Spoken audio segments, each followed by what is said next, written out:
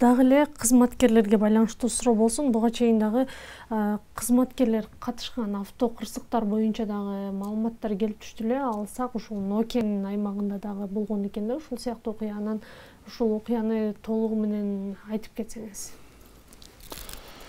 Туура, бул милиция кызматкерлери тарабынан деп бул жасалган ошо жол кырсыгы деп атат. Бул окуя боюнча төмөндөгүдө айтып кетсем, мындай түшүнүктүү болуш үчүн 2021 жылдын 28 ноябрь күнү түнкү саат 03:25 Нокен райондук иштер бөлүмүнө Ош областынын Кара Суу районунун Фуркат айылынын тургуну 90-жылы туулган Нышанбаев Кайрат кайрылып, Нокен районунун Мас айылына кире беришинде Матиз үлгүсүндө автоунаасы аварияга учурап деп, анын ичинде 5 адам болгон. Бул жаш өспүрүмдөр, мектеп окуучулары, ошол эле Нокен районунун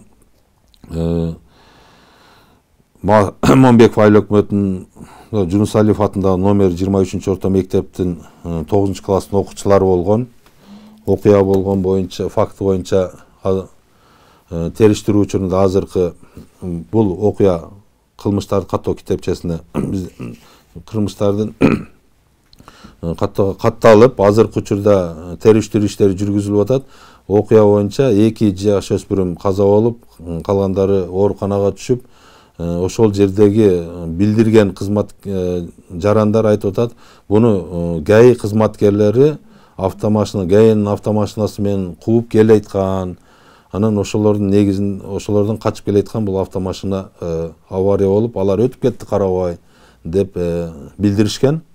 Бул боюнча бизде служба безопасностьтун кызматкерлерине областтык иштер башкармалыгынын башчысы буйругун берип, ушуну тактоо иштерин жүргүзүп, чынын айтканда Базар Коргондук район иштер бөлүмүнүн жол кайгылдоо кызматынын кызматкерлери ошол жака кетип атканбыз деп атат, биздин алдыбызда кетип аткан, авария болуп кетти. Биз милицияга билдирдик дейт. Азыркы учурда бул боюнча чогултулган автоавария боюнча Нокен райондук иштер бөлүмүнүн тергөө бөлүмү текшерип жатат.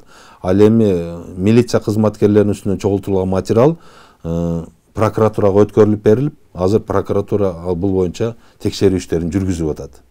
Жыйынтыгын анын эми прокуратура кандай чечим чыгарат, ошого каратып